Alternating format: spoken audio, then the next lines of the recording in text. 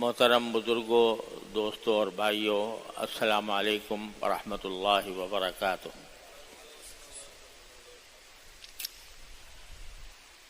اللہ تعالی جلالہ کا فضل و کرم ہے کہ اس نے ہمیں یہ شعبان کا مہینہ عطا فرمایا، جس کو رمضان المبارک کا مقدمہ کہا جاتا ہے۔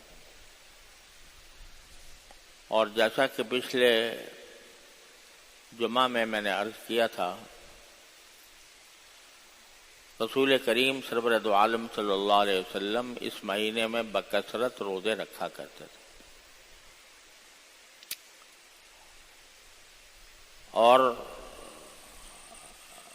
اس کی جو 15ویں شب ہے، جو انشاءاللہ آج مغرب کے بعد سے شروع ہونے والی ہے، اس کو اللہ جل جلالہ نے خصوصی برکت کی رات بنایا ہے۔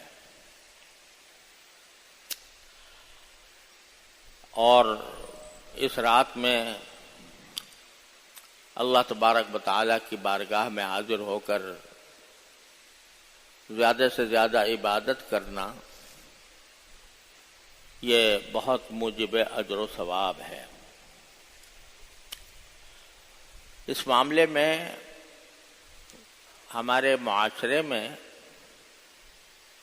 کچھ افراط و تفریط پائی جاتی ہے۔ کچھ حضرات وہ ہیں جو یہ کہتے ہیں کہ شب برات کی فضیلت کی کوئی حقیقت نہیں، اور مثلا اگر آپ سعودی عرب جائیں اس زمانے میں، تو وہاں نہ صرف یہ کہ اس رات میں جاگنے کا یا اس رات میں خصوصی عبادت کرنے کا کوئی اہتمام نہیں ہوتا، بلکہ اس بات کی تردید کی جاتی ہے کہ شب برات کوئی ایسی رات نہیں ہے جس کے بارے میں کچھ خصوصی احکام دیے گئے ہوں۔ اور وجہ یہ بیان کی جاتی ہے کہ جن روایتوں میں نبی کریم سرور دو عالم صلی اللہ علیہ وسلم سے اس رات کی کوئی فضیلت منقول ہے، وہ سند کے اعتبار سے کمزور اور ضعیف روایتیں ہیں۔ تو ایک طرف تو یہ افراط ہے کہ اس کو بالکل کوئی اہمیت ہی نہیں دی جاتی، اور ان سے متاثر ہو کر بعض حضرات خود ہمارے معاشرے کے اندر بھی بر صغیر میں ایسے پائے جاتے ہیں جو اسی مسلک کے قائل ہیں کہ بھئی شب برات کی کوئی حقیقت نہیں ہے۔ یہ بات اس لیے درست نہیں ہے کہ شب برات کی احادیث ایک مرتبہ میں نے جمع کروائی اپنے ایک ساتھی سے، تو پتہ چلا کہ شب برات کی فضیلت کی احادیث 17 صحابہ کرام سے مروی ہے۔ 17 صحابہ کرام رضی اللہ تعالیٰ عنہم سے روایت ہے اس کی کسی نہ کسی فضیلت کے بیان کی۔ تو یہ قاعدہ ہے محدثین کا بھی کہ اگر ایک روایت چاہے انفرادی طور پر اس کے راوی میں کوئی کمزوری ہو، لیکن وہ اتنے مختلف طریقوں سے اور اتنے مختلف صحابہ کرام سے مروی ہو کہ ان کے بارے میں یہ سمجھنا کہ یہ سب نے گھڑ کے بنا دی ہے، یہ محدثین کے نزدیک بھی صحیح طرز عمل نہیں ہے۔ ایک بات تو یہ ہے کہ 17 صحابہ کرام سے مروی، اور ان میں سے بعض احادیث ایسا نہیں ہے کہ ساری کی ساری ضعیف ہوں، کچھ ایسی بھی ہیں جو ضعیف نہیں ہیں۔ اور دوسری بات یہ ہے کہ ایک کسی بات کے اوپر اگر امت کا تعامل چلا آتا ہے، یعنی صحابہ و تابعین کے دور سے لوگ اس کو اہمیت دیتے رہے ہوں اور اس پر عمل کرتے آئے ہوں، تو محض اس وجہ سے کہ بھئی اس کی سند ضعیف ہے اس کو رد نہیں کیا جا سکتا۔ اس لیے یہ بات تو غلط ہے کہ شب برات کی کوئی فضیلت نہیں، کوئی اہمیت نہیں، یہ بات تو درست نہیں ہے۔ البتہ لوگوں نے اس کے اندر کچھ اپنی طرف سے چیزوں کا اضافہ کر دیا۔ حقیقت تو صرف اتنی تھی کہ اس رات میں چونکہ اللہ تبارک و تعالی کی خصوصی رحمتیں متوجہ ہوتی ہیں، لہذا بندہ ان میں اللہ تعالیٰ کی طرف زیادہ سے زیادہ رجوع کرے، نفلیں پڑھے، تلاوت کرے، ذکر کرے، تسبیحات کرے، تو یہ تو بات بالکل اپنی جگہ درست تھی۔ لیکن بعض لوگوں نے اس کو آگے بڑھا کر اس میں کچھ اعمال تجویز کر لیے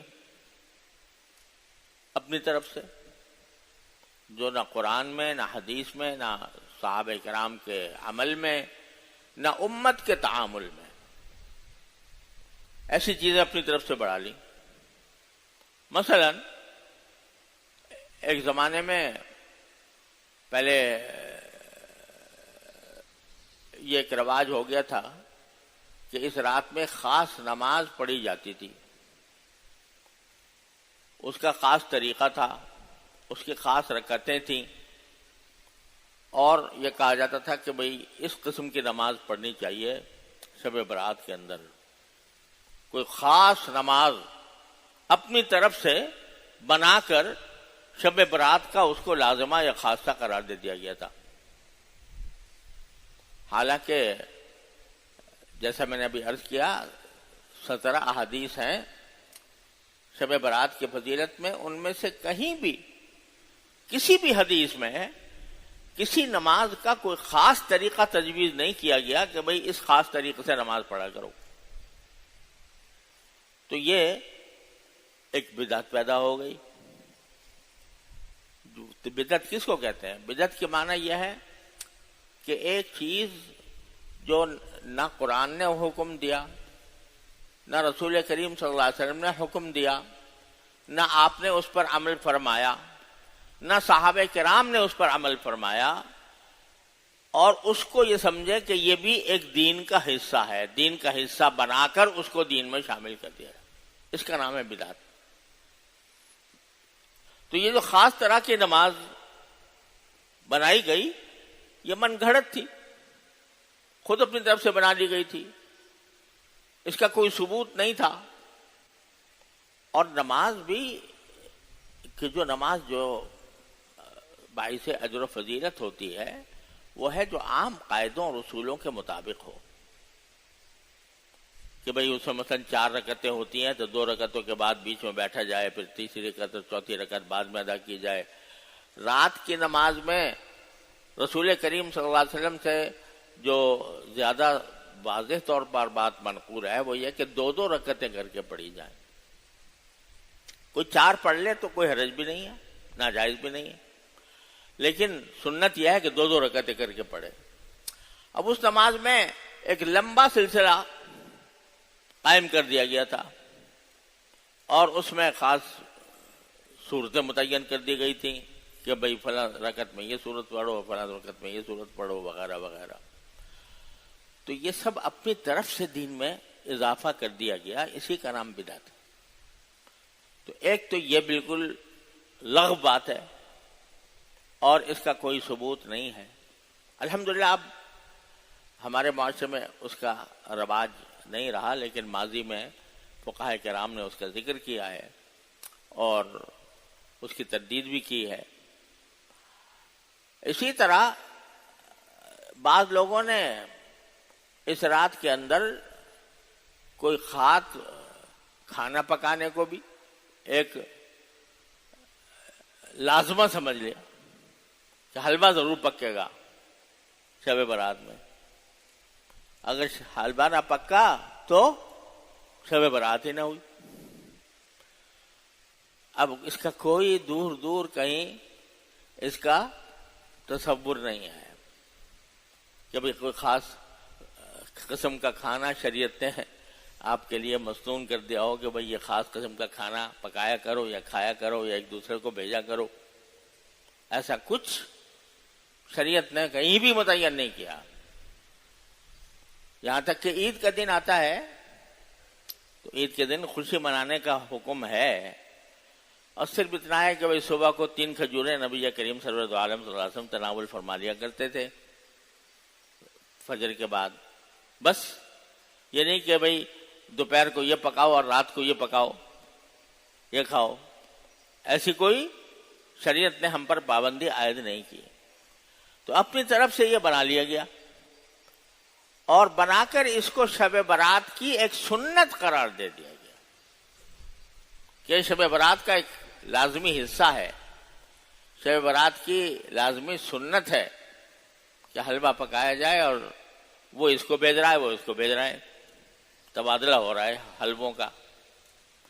تو اس کو ایک طریقہ بنا لیا گیا جس کی کوئی اصل نہیں. اور ایک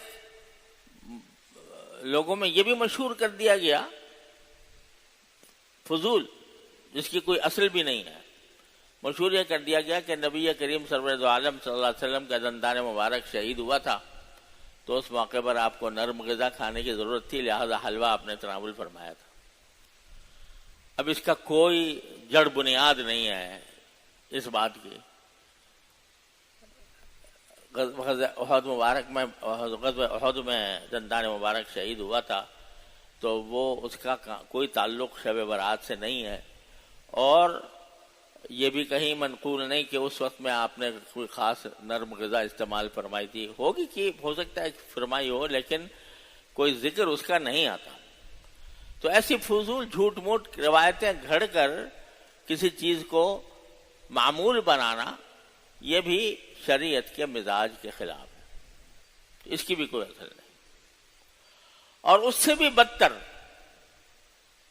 جو رواج پڑ گیا، اللہ کا شکر ہے اب اس میں کمی آ رہی ہے کہ بھئی اس میں آتش بازی کی جائے، اس میں چراغاں کیا جائے اور آتش بازی کی جائے، اور اس آتش بازی کے اندر ہر طرح کے آلات استعمال کیے جاتے ہیں، ہر طرح کی چیزیں استعمال کی جاتی ہیں.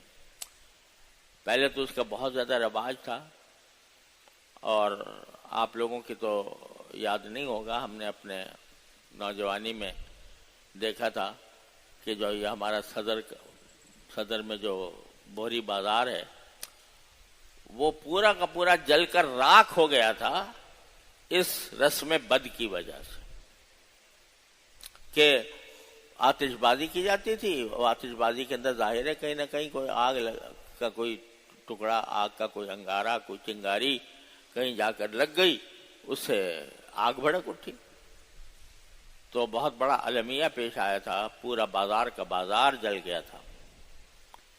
تو اس کی بھی کوئی اصل نہیں. یہ در حقیقت کچھ ہندوانہ رسمیں ہمارے معاشرے میں در آئی ہیں، اس وجہ سے کہ سالہ سال ہم نے ہندوستان میں اس طرح گزارے کہ ہم ہندوؤں کے ساتھ رہتے تھے، تو بہت سی ہندوانہ رسمیں بھی ہمارے اندر آ گئی تھیں. تو ہندوؤں کے یہاں ایک دیوالی کی رسم ہوتی ہے جس میں آگ جلائی جاتی ہے، وہ چراغ جلائے جاتے ہیں.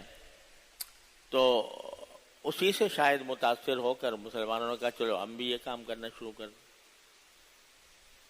اور میں کیا عرض کروں، دیوبند میں جو ساری اکابر کا مرکز تھا اور جہاں سے بدعتوں کا خاتمہ ہوا ہے، وہاں ایک زمانے میں شب برات میں ایک جنگ ہوا کرتی تھی، باقاعدہ جنگ. شہر کو 2 حصوں میں تقسیم کر لیا جاتا تھا. ایک حصہ ایک فریق اور دوسرا حصہ دوسرا فریق، دونوں کے درمیان جنگ ہوتی تھی اور ساری رات جاری رہتی تھی۔ ہمارے اکابر علماء دیوبند نے اس کے اوپر نکیر بھی کی، لیکن یہ سلسلہ اللہ کا شکر ہے وہ بند ہو گیا قصہ۔ تو غلط طرح طرح کی چیزیں شب برات کے ساتھ منسوب کر دی گئی ہیں جن کی کوئی حقیقت نہیں ہے، اور نہ صرف یہ کہ حقیقت نہیں ہے بلکہ ان کو ان میں سے بعض چیزوں کا پر عمل کرنا الٹا گناہ کا موجب ہے۔ یہ آتش بازی اسی طرح کی چیز ہے۔